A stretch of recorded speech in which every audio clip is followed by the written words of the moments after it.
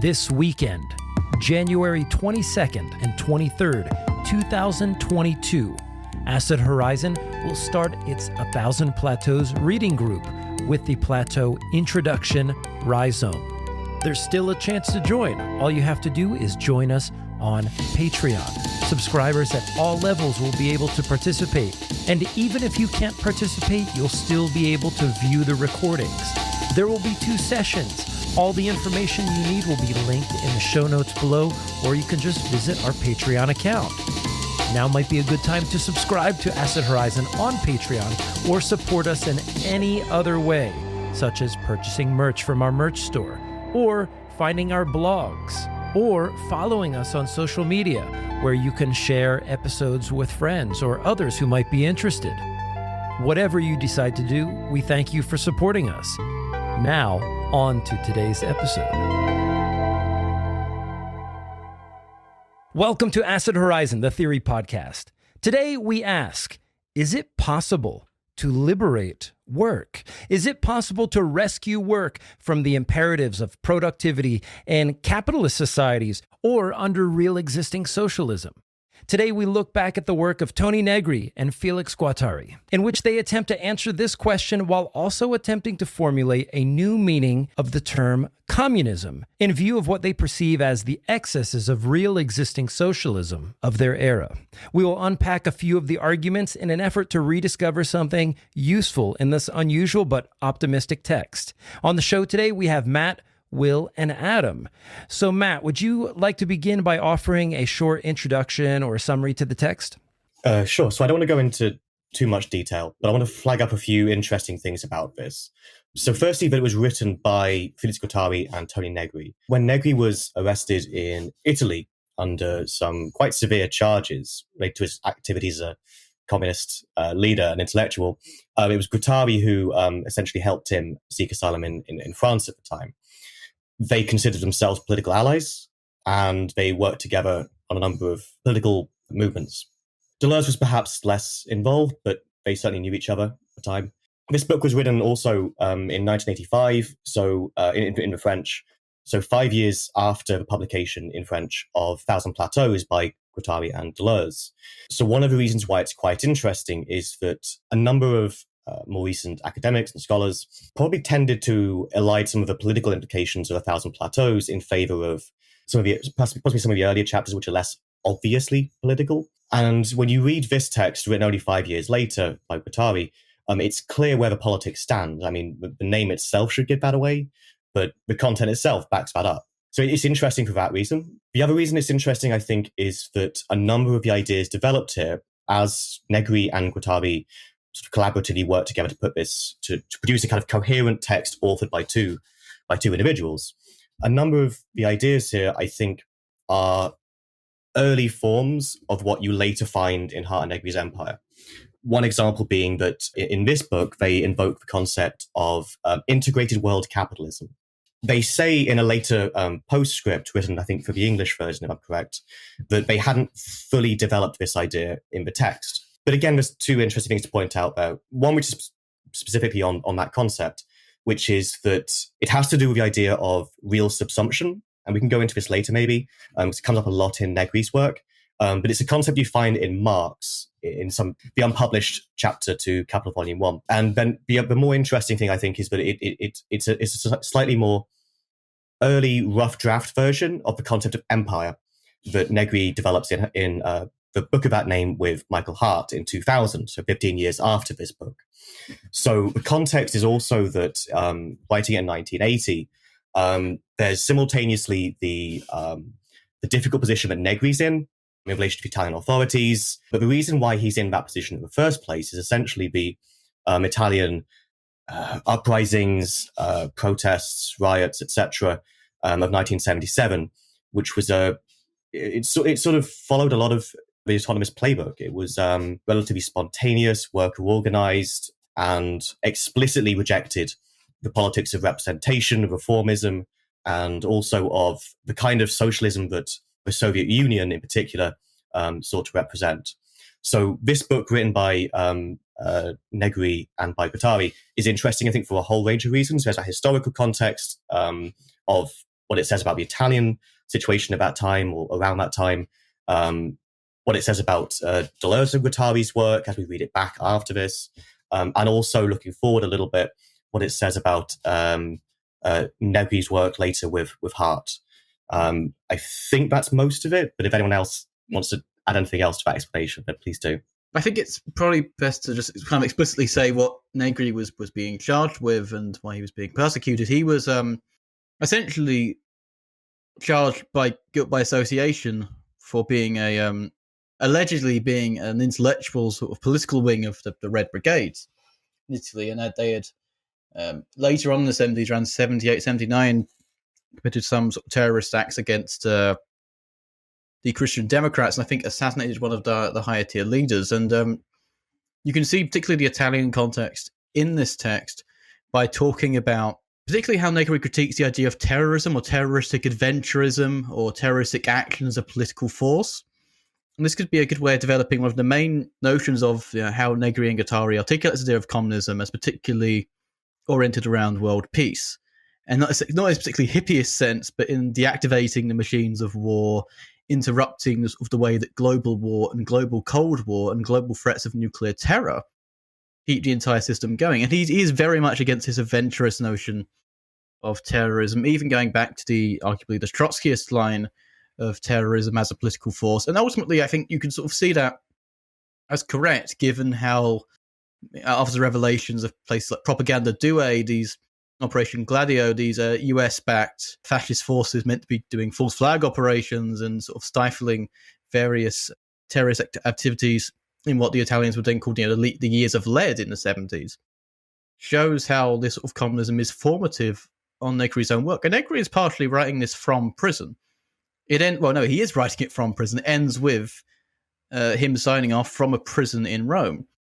So I think this projection of the Italian context, and also particularly the Communist Party of Italy, the old communist parties that are still holding out for a chance, even in 68 in France, that we want to reject this mass movement sort of politics and still keep ourselves on top, make sure we represent the workers and eventually can bring something into the parliamentary and the sort of traditional state political table, and how that's informing his work here. Because it's by looking at the very elementary parts of this context, you can see where Guattari and Negri are trying to diverge from it, particularly from the traditional, let's say, Leninist models of the Italian and French communist parties, and also some of the ways in which, at least at the time, it's seen that other left tendencies as well were doing that sort of action in terms of the terroristic model of the Red Brigades. Not to say that Leninist parties were doing this terrorism at all, but it was two paths that were very present at the time. Yeah, I think it's important to understand that this is also being written in the face of kind of a political disintegration that took place after 1977 of these movements, right? So they're also having to respond to what happened when the autonomist movement, and importantly, like certain figures in what we consider the sort of BR, became a political wing. What happened with this politicization? And for Negri and for Guattari, it seems to have been a failure. And for that reason, they have to grapple with this. So, and this is obviously going to be a theme in a lot of the literature coming out of the autonomous tradition, whether directly or not. So this is also going to be a theme in, say, the work of Marcello Tari or Giorgio Gambin, Tikkun. For context, it's as important to understand this when it comes to political theory in this intellectual milieu as it is to understand 1968. I really do think that an understanding of 77 is commensurate to that of and necessary in comparison to that of 68. Yeah, and just to bring forth some of the radicalities of this, even in its own time, this text is really a rejection of some of the conclusions that other members of sort of the Operaismo, the autonomous movement, such as Tronti, would later have in the early 2000s, which is that communism, or more specifically the workers' movement, was defeated by democracy, not by anything else. And you can see in this text that Guattari and Negri absolutely reject that. This will go on to inform Hart and Negri later. But the idea, this text is fully an affirmation of democracy, even against the very democratic structures in which communism or actually existing socialism seems to have ossified. And I think it misses I mean, the postscript he does in 1990 obviously looks back at this and says it is somewhat of a naive text in the sense of, I mean, many things. For example, he says quite clearly it's a very pre-Chernobyl text in terms of how dangerous the ecological implications of nuclear power are. But overall, this text is like very pro-democratic. It's if anything, a bit more radically democratic than most of the ways in which this collapse of communism, socialism were being responded to. And so with that, we'll just break right into the core argument, which is the purpose of this text is to rescue communism from its own disrepute. And so the last 60 years of socialism or communism in the USSR was marked by, for them, an authoritarianism, disproportionate development of its territories, and not unlike the way that capitalist countries developed in some respect. And the question of work is the question that lingers. It had long been conceived that the development of work as an institution and strategy for social development has failed. The whole world has become a workhouse, buttressing the burgeoning neoliberal regime at this time. And through work, no one can escape the exigencies of capital. But what they're trying to do here is say how we could perhaps recapture work or liberate work. And one of the leverage points as they see it is our ability to manipulate the subjective dimension, class consciousness. Our society has become shot through with the imperative towards total complicity under capitalism to the point of demanding things like self-surveillance and stemming the question of capital's moral legitimacy overall. You know, at this time, like you were saying, we're getting a sort of precursor to Hart and Negri's empire. We're seeing the ways in which capital, both from the standpoint of production and consumption, is infusing every aspect of our life. This is pre-iPhone, pre-internet, and everything. Yeah. Sorry, I had to jump in there because these are really crucial to understand not only Negri's work, but also the autonomist work in general.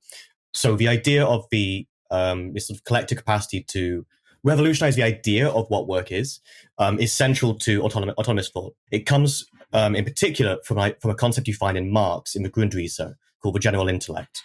And it's a generalized and collective sort of social capacity or social knowledge about the manipulation of means and usage of means of production.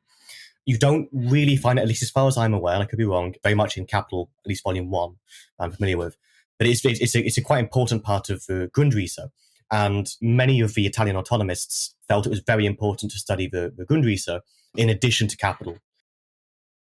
Yeah, I think this is where the text starts to really look like it's from 1985, but then also at the same time look like it's relying on an understanding of like the social and capital from like 1930, right? Like this is where I think an understanding of, it is now that we start to see capital seep into the social, seep into civil society. My question is this at all the kind of argumentation that we saw from Deleuze and Guattari only 5 years earlier? I think this marks like a distinct break from a lot of that depiction of the social and that depiction of subjectivation. So I'm wondering, like, maybe Craig, do you have something to say about this idea that it's through the Fordist economy that we start to see this kind of transversal, this ability to traverse these distinct territorialities? Because I wonder if they're not playing catch up with capitalism a little bit here. I mean, that's a good question, because I get a sense from the text that they see Fordism as preparing the ground for the kind of dynamics that they see now as marking the capitalism of their day.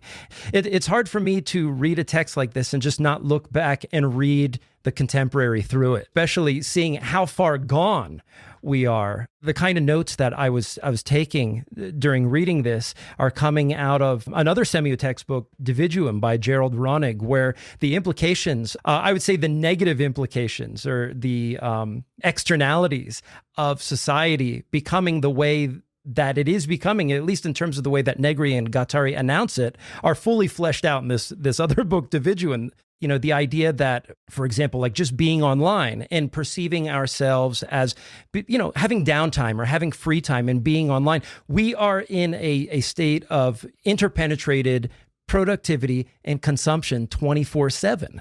And we have this concept of prosumption, for example. But here we are, we might just think we're vibing and smoking or whatever, but we're out there, we're putting out information that generates ad revenues and so forth. And I mean, that's just one example. I'm not sure what they have in mind in terms of the sorts of technologies and technical machines that are motivating this change. I mean, we have the advent of the personal computer around this time, and it's being used in offices and so forth. But like even after 1980, we're just so far gone by 1995 that, like I said, it's really hard to estimate or, look back from my vantage point and say, oh, this is the position that they're thinking from. I don't know. What do you think, Will? Yeah, I think it's interesting. I think this period marks the computer has a kind of weight to it whenever it manifests in the text. And I'm always skeptical of this idea that like it's only through the computer age that we reach a sort of governmentality through data. I think if we're good Foucauldians, I think we understand that like that the intensification of data analytics is as much a byproduct of like 19th century liberalism and the management of like everything from grain production to the implementation of like workhouse policies to health campaigns in the 1830s. I wonder, if when we read this text, if Guattari and Negri are still trying to kind of toil with a social technology that's been present for quite a long time in its kind of intense and obvious presence through data analytics that are computerized. Well, I think one of the answers, at least one of the lines that can be connected between what's happening here in this other book, Dividuum, is the self-subjugating tendencies of the sort of privatization or hyper-individualization or hyper-individualization of pastoral power. The constant assessment of oneself. Like, here, take this short survey online. Tell us how we did. I worked in a university setting through an extended university once where not only did we have to do quarterly self-evaluations, but we basically had to write a 1 to 3 page paper every year evaluating our own teaching techniques. And I know these things just got thrown in the trash some years, right? And so the ultimate upshot of it was this generation of a hyper-localized pastoral power. To your point, yes, pastoral power has existed since the 19th century, but I think what we're seeing is the rounding out or the fullest implications of that with the development of technology. But Matt, you had something. Yeah, so I think at least a big part of the answer here is Marx's distinction between real and formal subsumption, which Negri in particular is sort of known for trying to develop. This is what I mentioned, I think, at the start of my introduction. I didn't go into much detail. Negri provides a sort of definition of what this means for Marx. Again, this is from supposedly, he says Negri calls it sort of the sixth and unpublished chapter of Capital Volume 1, and he defines it in 2 sentences, really straightforward. He says, real subsumption is defined in contrast to formal subsumption of labour. Formal subsumption occurs when capitalists take command of labour processes that originate outside of or prior to the capital relation via the imposition of a wage. And real subsumption, the labour process is internally reorganised to meet the dictates of capital. So I wanted to say, I think, 2 things about that. Firstly, it would be a mistake to see these as discrete points where any particular business or area of industry or the economy or society is either formally subsumed or really subsumed. It's more about tendencies towards each, gradients and differentials and so on, right? That can help us get around a little bit of the nuance there, I think. Could you give sort of like strong examples of that? I mean, I know you're saying that they're not highly differentiated in some cases, but what might be good examples of either one? Yeah, so Negri actually does provide an example in the next sentence. And he says that an example of these processes would be weaving by hand, which comes to be labour performed for a wage, formal subsumption, and which then comes to be performed by a machine, real subsumption. Real subsumption in this sense is a process or technique that occurs at different points throughout the history of capitalism. And Negri's idea also, as well as this, is that what you tend to find under the sort of post-Fordist model of the economy is a generalized real subsumption of society, such that it isn't simply within the factory that this process takes place, but that the entire society becomes a kind of social factory. The entire thing is reorganized along lines that meet the dictates of capital. And importantly for Negri, that includes subjectivity as well. If workers are required to be socialized in a particular way in order to fit the needs of capital, that will probably occur. Not to say that there won't be resistances and all the rest of it, but that's the idea here. So subjectivity plays a role from the start, I think, at least under real subsumption. Sorry, it does. But that's, I think, part of the answer to how he's thinking about this question. Subjectivity is already embedded in the transformation from formal to real subsumption, and what we find in the post-formalist economy is exactly this process, but generalized even beyond the workplace and factory.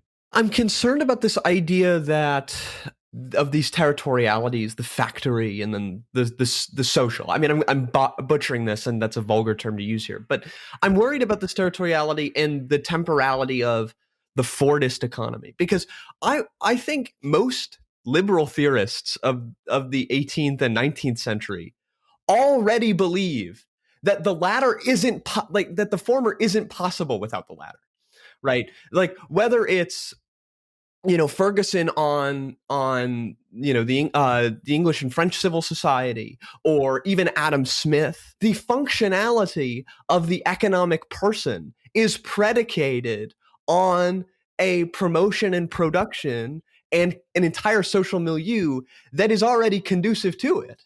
So I'm wondering, is there a way for us to define these terms in Negri so that we're not left with this false distinction between these two things? Because it's clear Negri sees a connection, right, in his use of Grundrisse and in his reworking of both Marx and Foucault and the importance of subjectivity.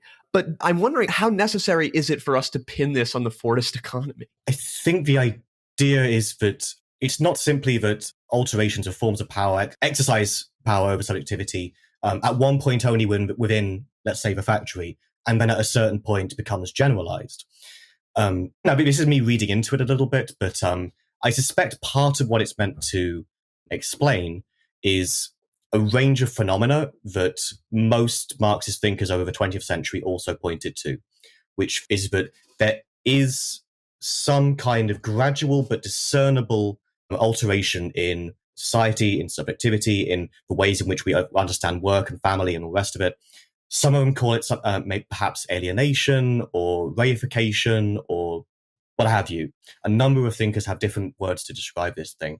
And I suspect that what Negri's trying to get at is that we can actually understand this in relation to the development of capitalism rather than as an isolated event. Not that, certainly these other things didn't think it was an isolated event either. But he's trying to connect it up under a more cohesive, I suppose, schema. Maybe to bring it back just to the core question of what we're talking about here in terms of liberation of work, I just wanted to read out this quote here. So, work itself defaults on its promise of developing the relations between humanity and the material environment. Now, everyone works furiously to evade eviction, yet only hastening their own expulsion from the mechanical process that work has become. And if you just do a bit of a close reading on this, work, I mean, we were talking about this with Jason Reed a couple of weeks back. The idea, the function of money now is no longer you no longer have this sort of baseline of Fordist capital. You have this guaranteed job, more or less. You clock in, you clock out, you work X amount of days a week till you do. Essentially, you could retire or you die or it kills you. No, if you die, it does kill you. That's what the system does. But now it is really to evade fear, to evade eviction. And yet only hastening their own expulsion, which means that you sort of work yourself to death, trying to avoid the death it's constantly threatening you with. And I wanted to ask just how this liberation of work functions in terms of how they multiply or how they present us with a field of struggle which, contrary to earlier analyses, was always already multiplied. Particularly in terms of they talk about distinguishing what was then the east-west axis with the north-south axis, in terms of the patterns in which we can form global solidarity now in a global capitalism.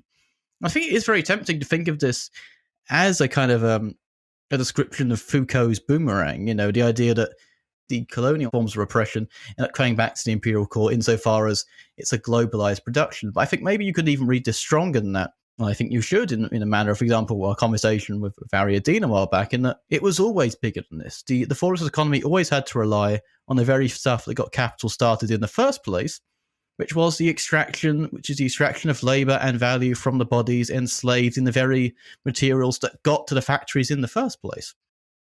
Yeah, where did the proletariat of Victorian England get their materials from? And I think maybe expanding that, it's not it's a decentralization of the worker, but not in any sense of a decentralization of class or decentralization of material analysis of production. But it's really opening it up in terms of this is global. But I think if you could go further than Negri and Guattari and say, no, it's always been global. Maybe the one thing that I could add to it, at least on the point of subjectivity, is one of the important challenges to affirming subjectivity as a sort of contested field, I think comes through in the idea, there's a point at which, this is almost like capitalist realism in a sense, at which we think we are unable to, or maybe the impulse to refuse certain kinds of work, certain kinds of measurement, certain injunctions from institutions, when the refusal of those things becomes something that's not even on the table for consideration. I would consider that a kind of advance in terms of the subjectivation apparatus. And this is one of the things that they want to recover, especially in their concept of the de-individualized individual. One of the ways that we can think about this is through Nietzsche's concept of the individual, where there's a certain kind of individuality that Nietzsche critiques. He calls it the collective individual, and we can keep that term for my purposes here, but I would caution that it doesn't map directly onto Nietzsche's concept. In fact, I would want to use it to talk about the ways in which our individuality gets kind of chopped up and disposed into apparatuses or investments that are directly tied to capital. And the concept of the individual that he's railing against is the divided individual, that we divide ourselves, that we give part of ourselves up to affirm some other aspect of ourselves. A really cut and dried way to express it, sexual repression. Think about the people, for example, who morally reimburse themselves from abstaining from abhorrent sexual practices. In a similar vein, think about how our conscious or unconscious affirmation of capitalist ideology represses our own powers of refusal and stems that orgiastic tendency to rise up against the particular kinds of oppression that are experienced under capitalism. I think this dynamic happens at a much more profuse and pervasive structural level, with respect to the way that we treat work in our society. What is it at our place of work that we are willing to refuse? Where are we willing to set a new kind of standard? And it didn't matter if you lived under capitalist hegemony or the real existing socialism of the time. There were certain manners of expression, certain kinds of refusals that were just simply disallowed. And this meant that certain singularities or certain collective assemblages of enunciation or certain individual expressions were simply tamped down. And so you can be an individual under capitalist society, for example, but only under certain terms if you become a de-individualized individual. So just a quick Spinozist point there. I think you can also bring Spinoza in to the same degree. And an individual is a sort of, it can be a collective thing. It is, the individuality is the potential to enact a causal power. And in this sense, you could read, especially as someone who's so influenced by Spinoza as Tony Negri is, a de-individualized individual is an atomized one. It is one that is only a mere individual, really. And this is where you get the idea of collaboration as a force of work. And this is where you get solidarity coming into it as well, because refusing to be a mere individual, a de-individualized individual, is to refuse to have your causal power restricted only to yourself. It's a refusal to abandon cooperation and solidarity. Because if you join up with these other people, you can become this individual mass that wants to exert a causal power.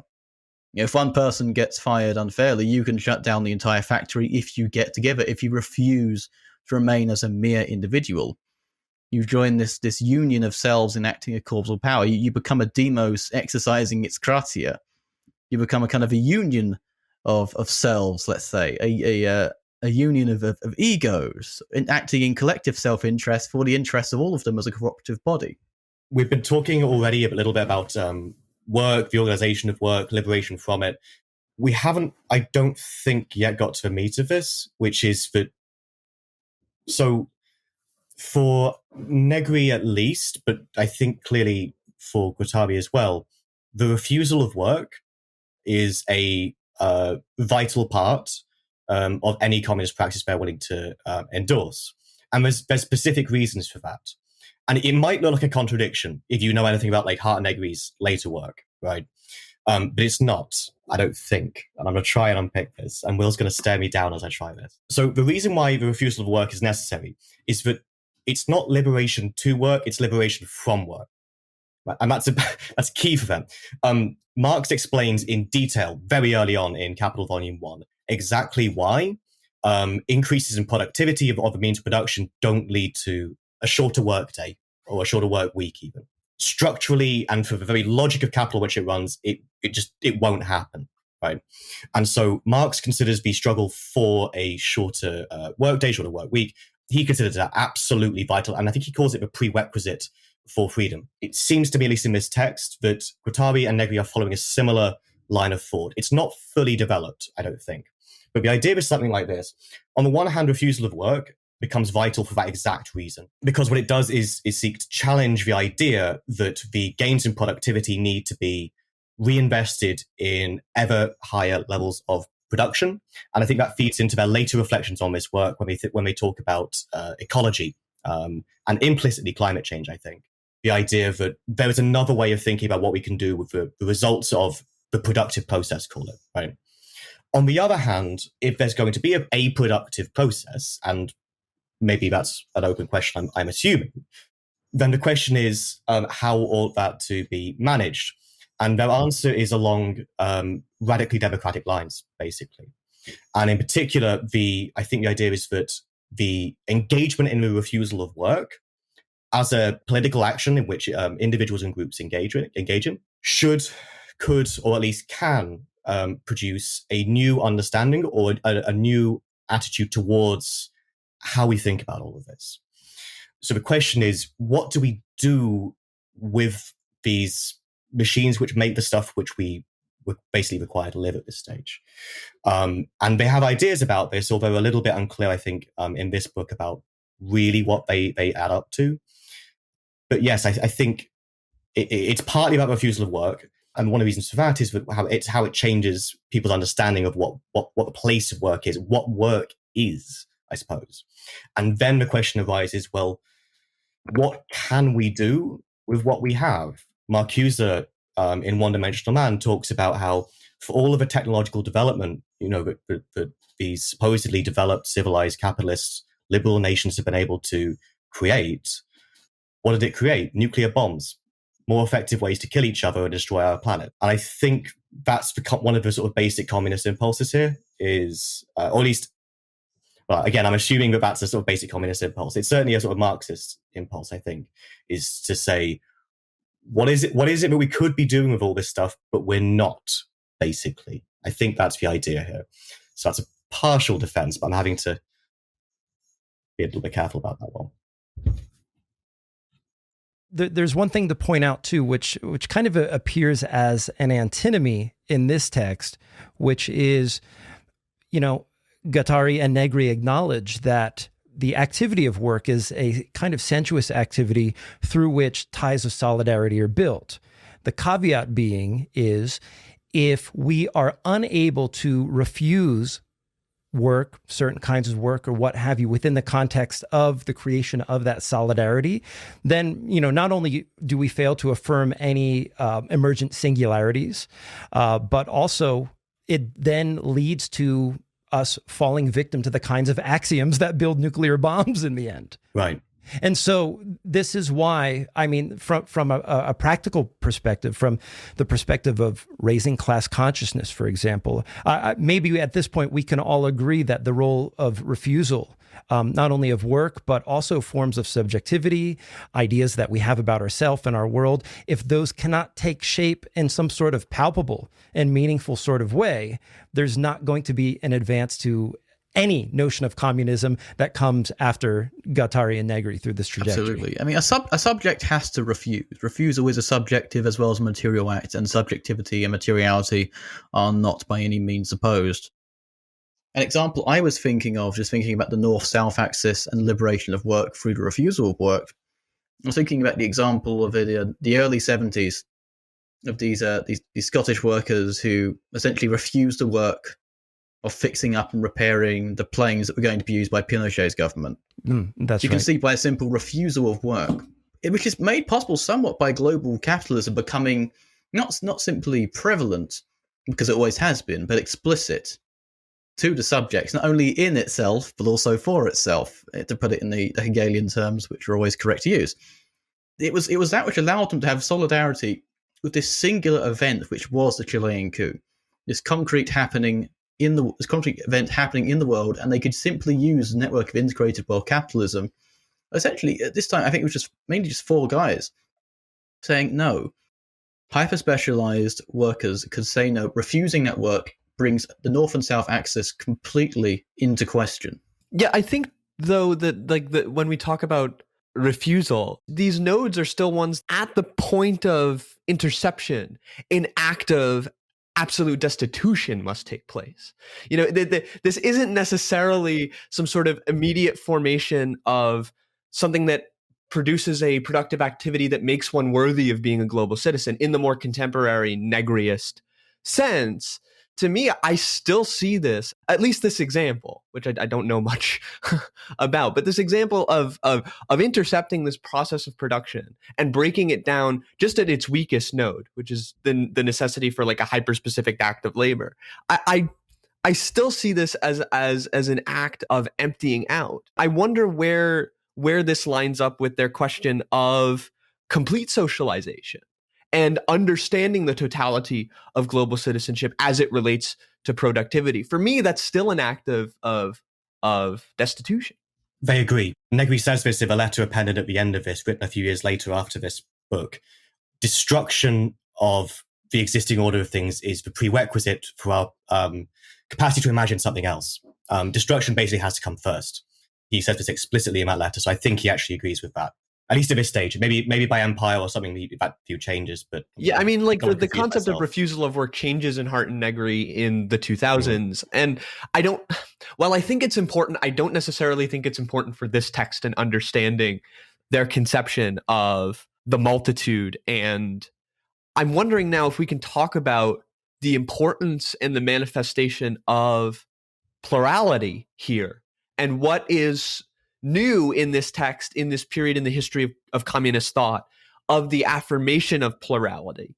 And maybe, Matt, you can guide me through this. One way to phrase this is to see this as a kind of, at least partly, and at least on Negri's terms, as a prelude to Empire, written 15 years later. Because this idea of multitude, which Negri draws from Spinoza and from his work previously on Spinoza, the multitude comes to replace the, let's call it the orthodox idea of, like, let's say, the proletariat. Negri's still going to call it, Negri and Hart are going to call it still a class concept, but the idea is that it doesn't simply correspond to sort of the urbanized industrial proletariat, and expands to include, not only include, but I'll say more about it in a moment, women, ethnic minorities, people from the global south, disabled, and so on and so forth, right? So it's no longer a central node, the industrial sort of Western proletariat, around which other groups can sort of come to form alliances. It's a more open-ended network, a non-singular subject, basically, in Empire. And you can see, I think Will's absolutely right here, you can see some hints of that.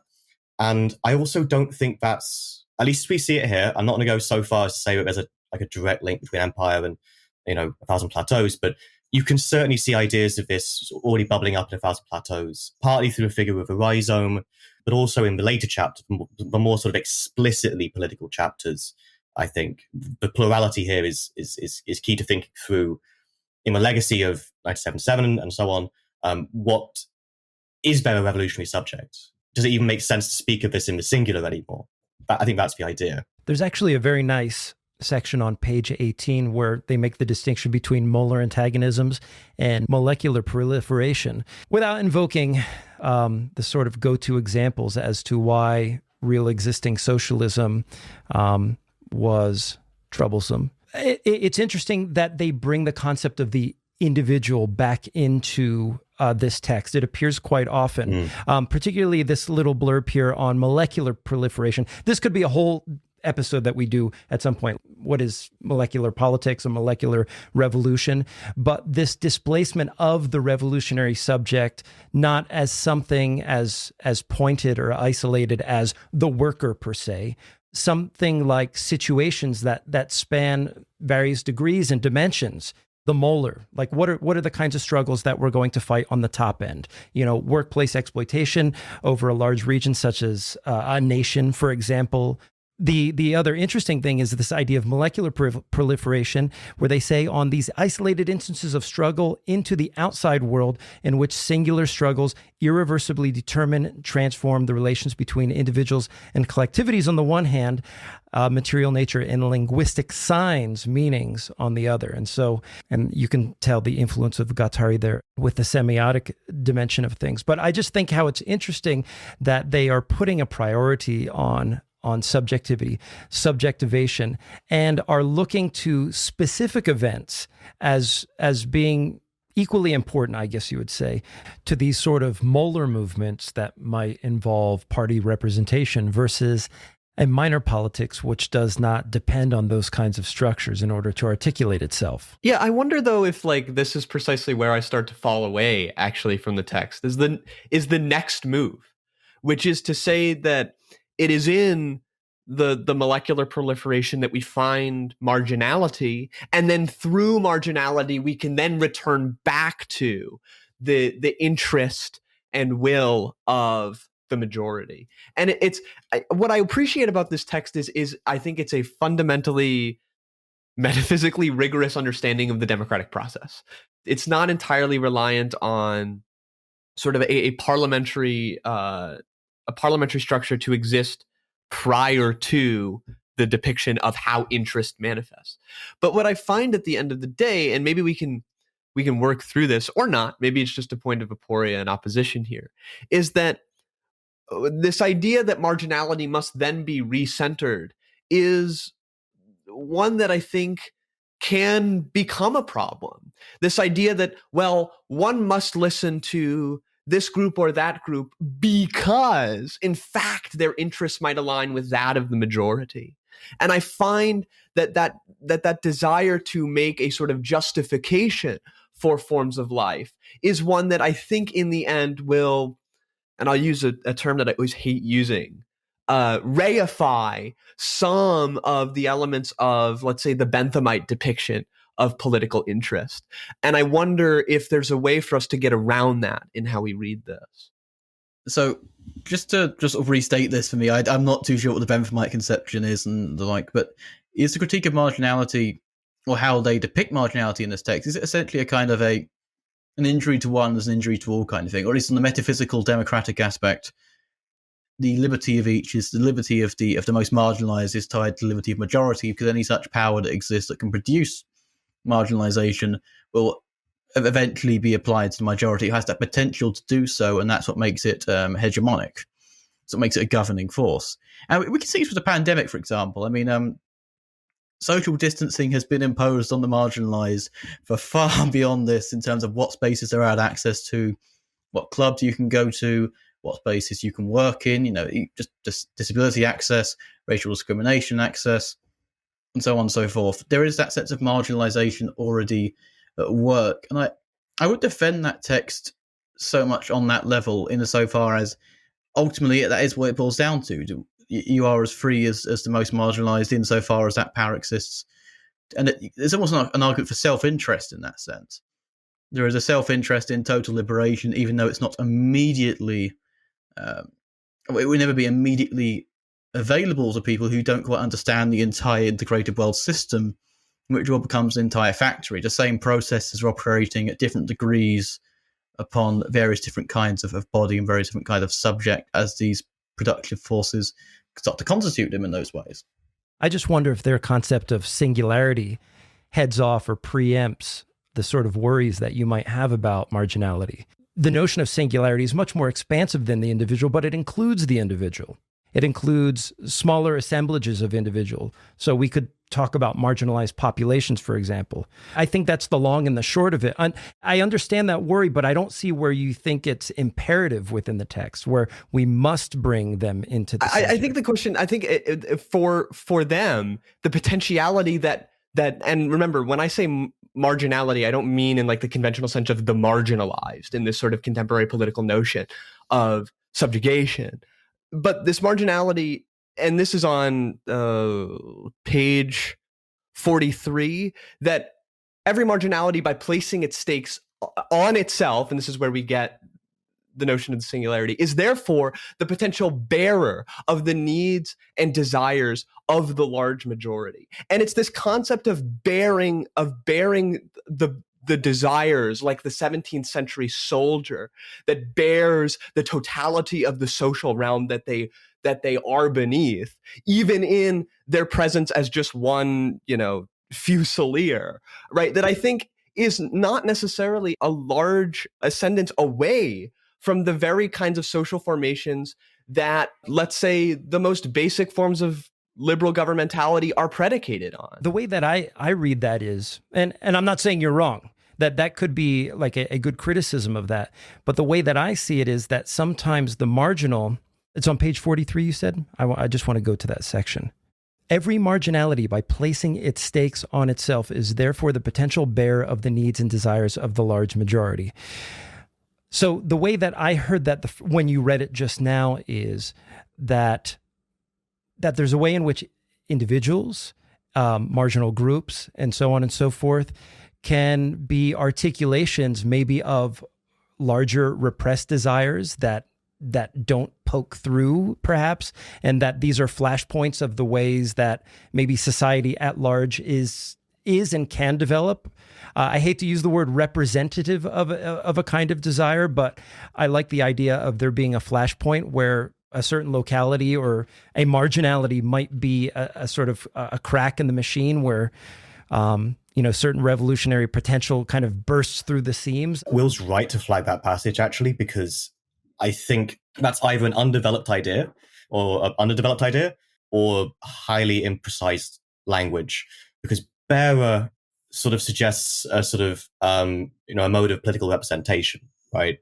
The idea of a figure which actually represents, a broader, more general sort of thing.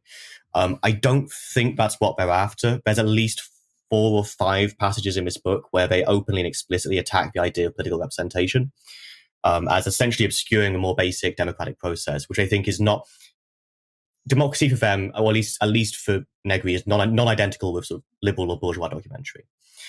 I guess the other thing I wanted to say, though, is that I think this is part of a wider move that gets made maybe a little bit later by other authors. For example, in the work of the post-Marxist authors Ernesto Laclau and Chantal Mouffe, the idea is to displace the centrality of the traditional Marxist category of the urban industrial proletariat, which is, at least on one reading, by definition, the revolutionary subject because of its relation to means of relation to production, right? So I think what you could see this as is an attempt to think through the idea that there is no determinism at work here, where we know in advance which one of these groups it will be. Brackets, obviously, it's the proletariat, right? Where perhaps what they're trying to say is that, and again, probably in an unclear language, is that there's no reason to assume from the start that it would be any particular group. And in fact, we don't know until it happens where Craig said, as Craig said, sort of the flashpoint really is. And in that moment, perhaps new alliances are formed, as the sort of subtitle or title of this book suggests. And I think it's worth mentioning, they do give an example right after. They say, before 68, the problem of reproduction remained marginal in relation to production. The women's movement has made it central. And I think what's important about that example is the way that we have thought about production and reproduction in this case, it has destabilized the image of the worker in the sense as the font of production in society. And I think it does so in a way that forces us to reevaluate just the question of production in general. So in that sense, like, I mean, I'm trying to read them charitably here, but, Will, go ahead. Yeah, but that's part of the problem to me. It's like, oh no, I participate in this apparatus too. To me, the necessity to bear that symbol is precisely the problem. And I worry that at the end of sort of this long winding road of global citizenship, what we find is to produce is to be worthy of it. And that's my fear, is that it always has to indicate that one has to prove a particular relationship to productivity, even if it just, or production, even if it is just forcing a reevaluation of the lens that we use to analyze it as, let's say, the left, or as owners of means of production. To me, it is precisely that necessity to make that point, or to look to those kinds of dispositions that I actually think are just embedded in other forms of governmentality and other forms of understanding the social. Is your worry to some extent, where they say communism is a call to life, in the phrase of, reevaluating, reformulating production, is that they end up conflating life with production, with its content, with the content of life, which is to be a producer in this socialized world capitalism, which is the material, for them, is the material source of things, but rather it's focused too much on the content of life rather than the form of it, as another pole to that dialectic. Like, of course that's where I'm headed, where like the final opposition is between the expansion of civil society, which is predicated on production, and the proliferation of forms of life and sort of the tacit acceptance of civil war that comes with that. Like, I think that the citizen's wage is to me the great admission of Hart and Negri about the citizen's relationship to production. It is the assumption that citizenship is predicated on a relation to non-material labor productivity, or to contemporary forms of production that are not inside the factory, that I think show sort of that the point of production is not like necessarily, and this is to take a term from Jason E. Smith, who writes about, it's not a part of like production doesn't exist at a determined site, but that there is in fact new forms of unproductive labor that now indicate that we need this citizen's wage. And for me, like I just worry that in fact a lot of the developments that we see in Negri actually sit in their nascent form here. And it's not necessarily some sort of development after the multitude. But look, this is its own episode. This is its own space of combat. But that's just how I feel. So we're just about coming up on the hour here. And of course, we barely scratched the surface of this text, but maybe now's a good time to talk about final thoughts. And who would like to go first on that? Okay, as the person with the least developed reading of both Negri, Guattari, and also Hart, I guess I'll go first. I mean, I really enjoyed this text. I liked how it essentially woke up maybe a little too late to the reality of global capital, of the decentralization or the decentering of the worker in ways that were at best implicit in terms of how the worker became globally produced. I like the reintroduction of subjectivity in it and the use of an individual as a social category that is in ways always beyond itself and has capacity beyond itself. It's focused on production, very good, very, very materialist, if just use the magic word. But yeah, I do think there has to be a room for waste, room for non-productivity, but a little bit of a tie here, just to see what doesn't get captured in it. But I think the text is brilliant in terms of its fundamental openness. In terms of it is a kind of refusal to play the old game of leftist politics or leftist political analysis as it has hitherto come about between the very representative forces of the communist parties and, I guess, in the very arguably ultra way, the neither east nor west, but we're thinking of north and south, because this is where the proxy wars, this is where the new fronts of production, this is where the coups are happening. And I think at that time, writing from prison, Negri was definitely a man of the world.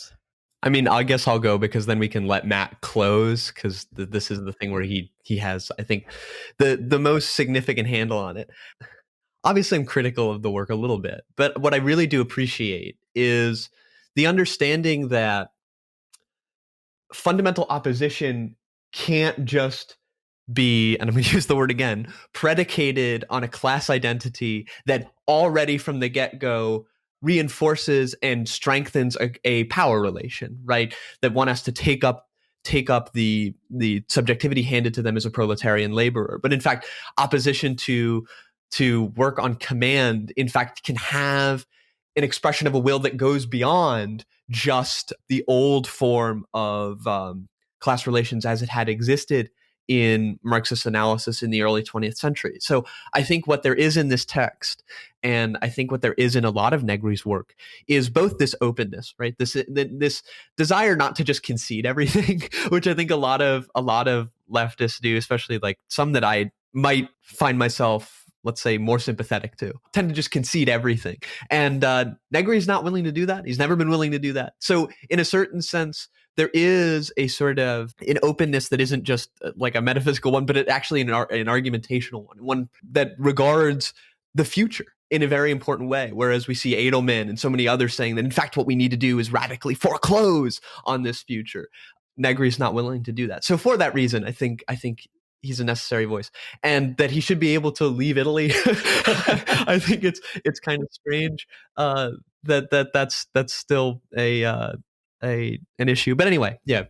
I would say the big takeaway for me from this text is this idea of the connection between the validation of singularities and refusal. I think that's something that we need to lock into in our theorization of anti-work and so forth. Not to say that it hasn't. I mean, of course, the work of Negri and Guattari is present in a lot of those authors, but it's worth reading this one little section here that actually appears in the first chapter of the book, where they say, from this perspective, communism is the establishment of communal lifestyle in which individuality is recognized and truly liberated, not merely opposed to the collective. That's the most important lesson. The construction of healthy communities begins and ends with unique personalities that the collective potential is realized only when the singular is free. This insight is fundamental to the liberation of work. Work as exploitation has completed its development of the general, the mass, the production line.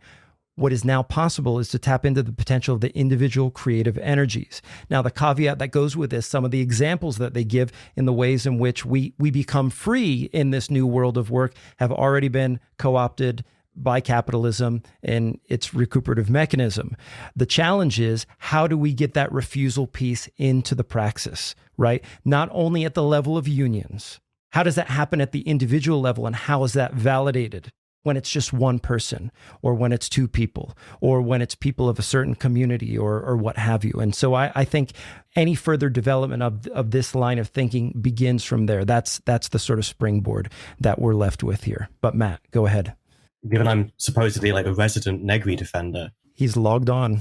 It's fitting, I guess. I still really like this text. I think it stands by itself as a pretty good text. There are some underdeveloped ideas here, particularly the idea of this sort of north-south axis in this book, which they say, I think Negri says in particular, in the postscript written a few years later, like they were way too optimistic about what was going on there, which I suspect is probably at least one reason why he wrote Empire, is to try and get a more sophisticated understanding of the way that capital works globally. But I think there's a lot here, and a lot of it probably still applies. I mean, the way that Negri deploys ideas, I think of the formal and real subsumption, transition from simply the imposition of a wage towards a real restructuring of the entire society and of society in order to fit the needs of capital. I think that still remains a very important idea.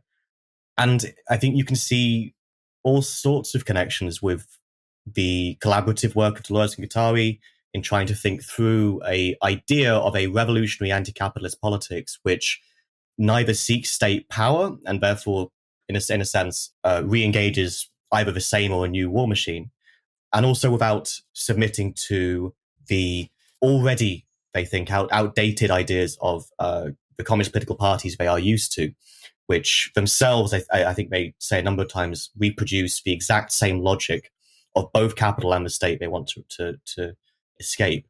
And I think they're trying to navigate this question, and they're pulling in slightly different directions. They do seem to be at odds at certain points in this text. There's I think, if I remember correctly, there's an explicit rejection of both Leninism and anarchism. And I wonder where Negri and Guattari actually fall on that. But yeah, I think it's a good text. But it's interesting to read between 1,000 Plateaus and some of Hart and Negri's later work, because they probably develop some of these ideas a bit further. But I like it. I think it's a good piece of work. And that's Acid Horizon, the anti-work podcast, where we're editing and recording constantly. Take care, everyone. It is called the coming insurrection.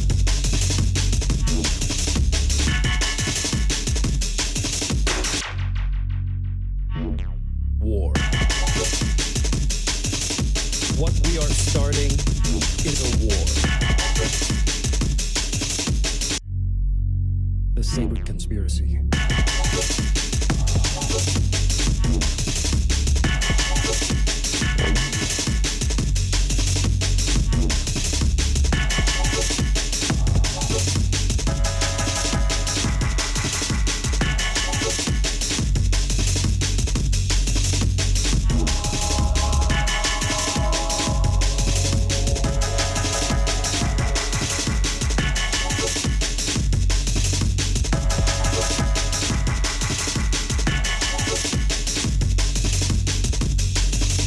What we are starting is a war.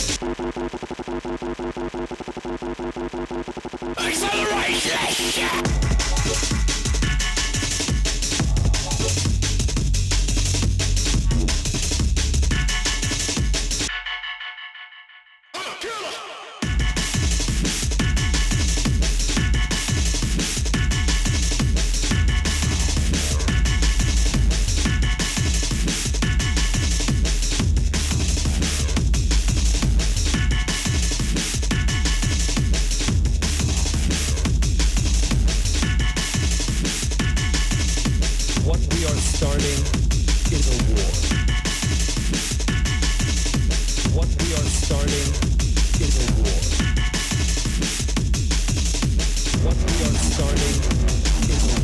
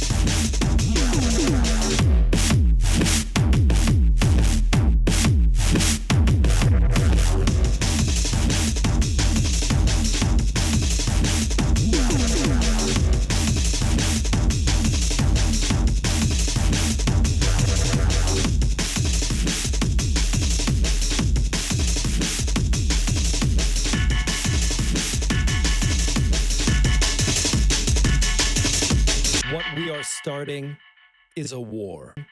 Is a war. Is a war. Is a war. Is a war.